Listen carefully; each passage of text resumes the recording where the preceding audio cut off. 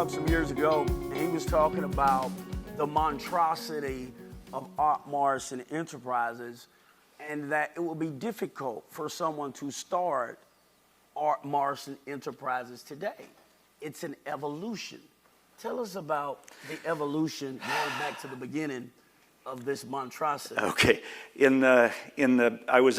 got drafted middle 60s, and so got out of that and met up with a guy that drove a wheel stander, and I got tangled up in driving wheel standers, and so it was around 1970, early 71, I was driving a wheel stander for Richard Schroeder, and anyway, and the car upset. It was just a frightful wreck, and my bride of only a few months said, she said, oh, God, I'm too young to be a widow, and as this thing's crashing down the track, and I came out of that deal saying there's just got to be a better way to make a living. Well, I was doing odds and ends at the garage in my house, and so I started doing that, and I did anything automotive related, from transmission rebuilds, engine rebuilds, painting cars, everything.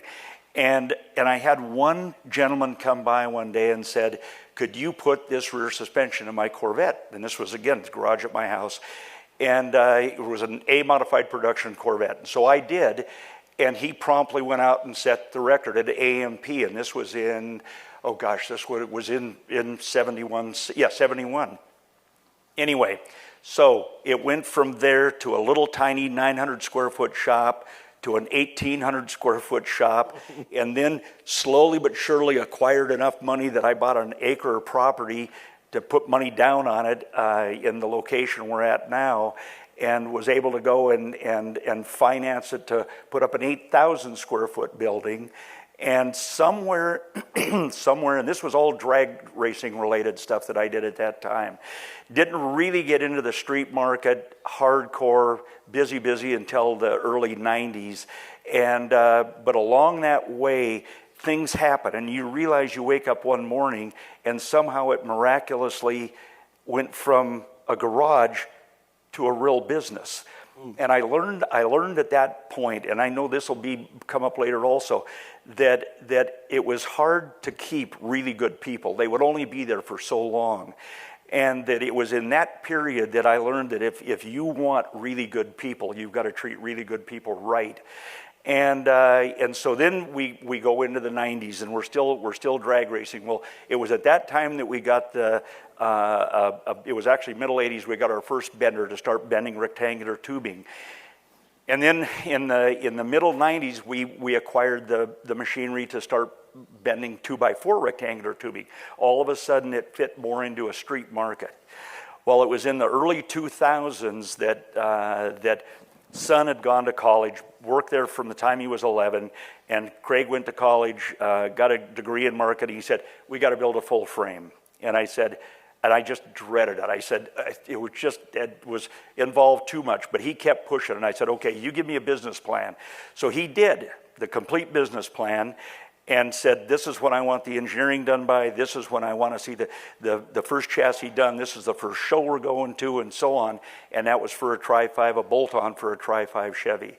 And that one piece is what changed the face of our business. And that was in about 2002, and we've gone on today, and just so everybody here knows, gentleman on the aisle, fourth row back, owns Art Morrison. Wave your hand, bro. Matt Jones, is the new owner of Art Morrison Enterprises, and I had 51 and a half years where I had the business. And I wanted to see it continue as it is today, and see that legacy go on. And Matt's the one that's gonna handle that. So there we go.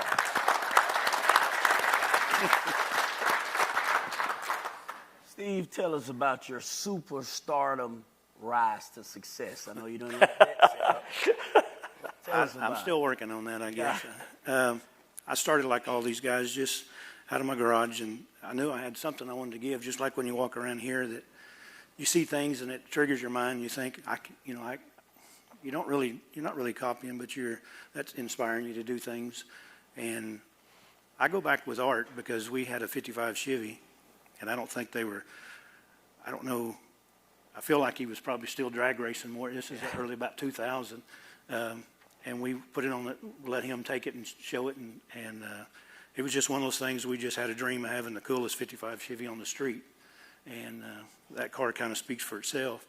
But it was just those things of, you know, if you do things your own way and do it differently, I think that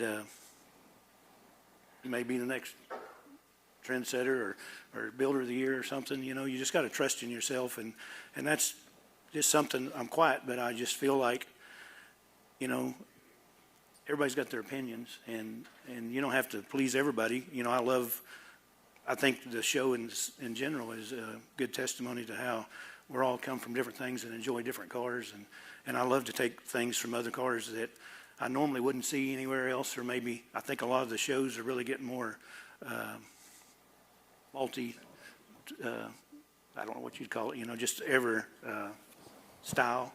And everybody's got a lot to bring. And I think I've always worked at that, try to see what the good points and all this stuff is. And you know, I've struggled. You know, I think and we'll probably get into it, I think you said that I look at that as a craftsman, not as a business person. So I didn't have a plan. You know, I felt like if I could figure out how to shape metal or weld or paint, that's all I needed to know. Well, you figure out pretty quick that there's a lot more to it than that. So, but you know, it's all good times. You know, I've struggled like everybody probably has, and I've enjoyed the good moments. You know, I don't get too high or too low, but I've learned as time has went by to really enjoy those moments. You know, even the struggles, because I know the things that give me the most problems. Sometimes I've called Art, and I want to put a twin turbo, you know, in the 15, 20 years ago in a car, and he's like, well, you can't move this, you don't want to dry sump it or something, and what are you going to do with that? Well, he'd send me all the parts, and I'm sure he was wondering where I was going to put them all, but we'd get them in there, and you know, and I'm not an engineer, you know, but I just trust that growing up around cars and looking at enough of this, you know, I think I believed, you know, 25 years ago that it was the quality wherever you put it, somebody would see it, and you know, I don't know what to say about it. Let's transition to a hot subject. Maybe this will start a fight in here. It's early, might as well. Talk to me about restoration and restomods, Steve, because you've done both. At one point of your career, you were focused on the Amelia Island kind of cars, and then you got rid of that, and you went to the restomod stuff. I went to Pebble, Talk to us about Pebble that. Beach this year, and we went across. You got one this year? Yeah. We had the most inspiring open car there, and Packard, 31 Packard. And really, I picked the customers, not the cars. And I knew that I had worked with this man previously, and just such an inspiration. He is a world of knowledge, and I feel like a lot of that is what's taught me in the hot rod world. You know, everything I've done has been done before, and it's really neat to go back and see, Bob, you know, some of the stuff all these guys are doing. And I was at Pebble Beach this year and just walking around and took one of my employees, and you learn so much, you know, the history, you know. And that all translates into hot rods. You know, most of my customers nowadays, it's all evolved into where they want that killer car for a year or so, but they want to drive it everywhere. So they have to be real cars now. And that, you know, that kind of makes it a little bit more challenging, but it's also a bigger reward for everybody because that's their favorite car. Or how would you define, as we go into understandings, how would you define restomod? Turning a yesterday car into a today car, meaning like a Tri-5 Chevy or a C1 Corvette or even a C2 Corvette. A C1 Corvette is stock, is just frightful to drive. And so our goal has always been to make the car handle as good as it looks. So we've got some wonderful, bright young engineers that are constantly working on changes to the suspension to make it do just a little bit better than the last one. And that's always been our goal, is to make a yesterday car drive like a today car. Would you say the foundation of the restomod, it's all about driving the car? Right, absolutely. And that's what, again, getting back to that, we've gone to the lengths of working with shock absorbers to the extent that we can go to the shock manufacturer and say, this is the valve package we want in this shock. The rack and pinions we use now, we've designed the torsion bar, all the pieces and parts inside the rack and pinion are made to our guys' specs, and so that it will feel like you're driving any new car, a new Lexus, a new Mercedes, a new this, a new that. I typically, if somebody comes by and they want to ride in a car, we've got several roads I'll take them on in my Tri-5, and I said, well, I don't care about it going around corners. I just want to see how it rides and drives. Well, I've got one hill that we come up that is banked just perfect. And anyway, so I come up that hill, probably twice the speed limit, and the guy said, God, I've got a 5 Series BMW that won't do this. Well, that sold the car, or sold the chassis. And so it is, and like I say, that's our goal. We have nothing to do with it once it leaves the shop. It goes to the Steve's. It goes to everybody that wants to make this thing into something utterly spectacular. And our work is always covered up, but I'm always just in awe of what is produced with using our platform. It's amazing. I think it's awesome what you do. And as you build, you got to find your lane. You know, a builder has to have some dog in him. And what I mean, or dog in her, what I mean by that is that inner confidence. This you building this thing, man, not Dan, not Steve. This is you, mano a mano. You're in this garage. This is your car, and you got to do your thing, man. You can't get caught up in what someone else says or what's the new trend. Do your thing, and if you would do your thing, find your niche, make your mark, you're gonna find yourself successful. The guy on my left is at the opposite spectrum of art. Both of them are extremely successful in their pathways. So can you tell us why restoration is important and why restoring the car is your passion? Well, to start with, I view cars as a moving piece of art. And restoring something to the correct finish on a nut or a bolt or stitch in any of that is preserving something for future generations to see how it was. And because this is stuff that's not in a book. You can look at a picture, but that's a picture. But to have the real deal, even though a lot of these cars didn't work real well, some of them they had bush brakes, and I look at it like that. But on the other side of the coin, I look at with restomods is a piece of modern art. You've taken a piece of old art, you've changed the color, design, make it work, make it stop, make it go. It's a piece of modern art. That's the way I look at both sides of the coin. You know, I told Bob when I went to his shop, I told him he really do resto mods, he don't know it. He told me 3 philosophies he had for restoration. Now, I'm a resto mod guy, I restore as well, but I was like, no, you can't do that. He said, yes, you can. This is restoration. And there were 3 things. And the first thing he says was he wants to make the car safe. He's not going to build a car if the car is not safe. Well, Art is thinking about that as well. How do I make this chassis safer? You're on these super highways. How can I make it safer? Bob had a racer there, and the floor on it, I think, was wood originally. So then they came back on the floor, and they put some metal in so that when the client is driving the car, he's not going to kill himself in his $1 million car, hits the wrong thing in the road. So I found that eye-opening. Then the other thing he says, after it's safe, the next thing it has to do is function. It has to be an automobile. He says, and then once I get those 2 things out of the way, then I'll make it what? Pretty. Make that thing pretty, man. Dan, you do both of them. You do restoration as well as resto mods, a whole bunch of Corvettes and all that stuff. So you're on both sides of the spectrum. Define for us, in your words, these 2 polar opposites sometimes, sure. Restoration and resto mod. So I think, and I never looked this up, but I'm assuming resto mod means restoration and modernization. And if I'm wrong, then this is the panel to tell me. And for me, the difference is, of course, the restoration. I'm doing the same thing. We're trying to bring back a piece of history. And my personal favorite is a restoration.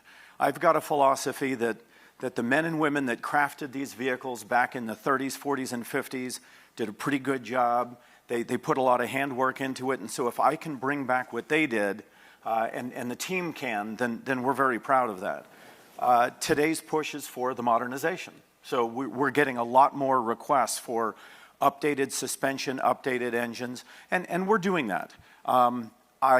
I don't enjoy actually doing a full restoration and modernization at the same time, because let's face it, the price tag of those can easily go north of 300,000, and I've discovered something about humanity: they don't like big numbers.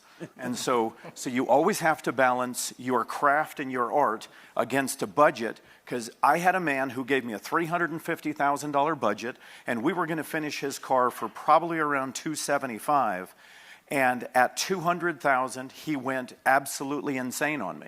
Like he I don't know what happened in his life. There's a number. There's a Yeah, ceiling and it can't handle. even though he signed to 350, at 200, his brain cooked on him, and suddenly the build went very south. So I always keep in mind the budget before we start, but to me the most important thing is understanding what the client wants. And so one of my favorite stories that I tell is a client called me up and he said, I want a early Mustang, the 65 6 fastback, and I want it to have 800 horsepower. And for those of you who know how little space there is and why they put the Windsor in it instead of anything else, you know that that's a very tough challenge. So he said, I'm going to come out to the shop, and he came out, and I put him in to, I guess they call it the Pepsi challenge, and I stuck him in the passenger seat, and I drifted him around about 8 turns in traffic to the point where he was screaming obscenities at me to slow down. And he goes, and I won't repeat what he said, but at the end he ultimately says, I don't need that kind of power. And I said, that is 305 horsepower, and you're asking for 800. And he said, okay, maybe I don't need 800. So I always start with, I listen to what they want, but then I try to interpret what it is that they actually truly want and need, and I try and build that car. Can you tell us about that 5%? I thought he made up a word when I went to see him, so I Googled it. It is a word. So tell us about that 5% and why you found in your business model, this is the key, do your thing, do your business model, that you build a 95% car and not a 100% car. Tell us about that. All right, so I put the word practicable in all of my contracts, and I actually got that. It's a real word. It's a real word, and it was used by Robert E. Lee to his general about taking Little Round Top. And so I studied the word practicable, and what it really means is do the thing that makes the most sense. Not necessarily the best thing, because if somebody said to you, if you wanted to go buy a car and they said, well, the best car in the world is $8 million, you might go, okay, I probably can't do that. On the other hand, you also don't want the Craigslist $100 smoking hole in the ground, because that's no good to you. So you don't always want the highest price or the lowest price. You want the thing that's the right thing. And that's the practicable thing, and we always take the practicable approach. And on my contracts, I tell people, I am building you a car to the 95%.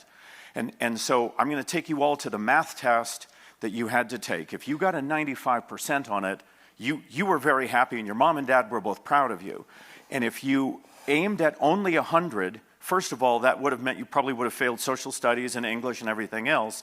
And so to me, I approach car building much like I approach test taking. If you actually shoot for an attainable high standard and hit it, then you can meet that at a reasonable price. The difference between a 95-point car and a 100-point car can easily be a 3, 4, 5-fold increase in the price. So I start out with people, and we set reasonable, practicable goals with reasonable, practicable budgets, and then we build the car. And overall, our success rate is, I'd say probably over 99% of our clients leave believing that they got more for their money than they spent. And that's my goal is to keep people happy, because what you want is the day you deliver the car, you want them to have a great experience. And that's hard to do because your techs always want to do more, the budgets always want to be less, and you're that rope in between in that tug of war, hoping you don't snap. I agree with that. Yeah. Because you talk about that last 5 points. Well, the world I travel in, they say, I want a 100-point car. Can you give me a 100-point car? And I says, I'll give you a 99 and a half, because that other half a point or that point is a gift. Because the cars are judged by human beings, and you can always find something that's not right there. And in the Ferrari world, we have a judging situation where they call a platinum, and that's a 97-point car. There you go. And that is, you're judged, at that point, you're judged against the standard, not being judged against the other cars. Right. And to reach a platinum, you can spend, like you said, a 95. 95 is easy. But say you want to go to that 99-point car, well, each one of those next points could cost $50,000 each. Oh, easily. Yeah. To get there. And well, being in business 48 years, I've only had one contract. Everything we do is on a handshake. And that person that insisted on the contract, that was the only person that ever tried to sue me. That's a true story, and I won. Because we did the car exactly the way the contract was. And he was mad because one of his buddies, he couldn't outrun him in a rally. So, and we did it by the contract exactly. So. Now, I do a contract. I tried that handshake stuff, but the folk ain't pay. So I got to do a contract. So everybody has shared expectations and we know where we are. The main point that we want you to take away today, this panel was put together strategically. Everyone here is different. We're all players in the aftermarket. We're from different parts of the country. We have different clientele. Know your clientele. Know what your clientele wants. Find that shared mutual expectation between you and your client.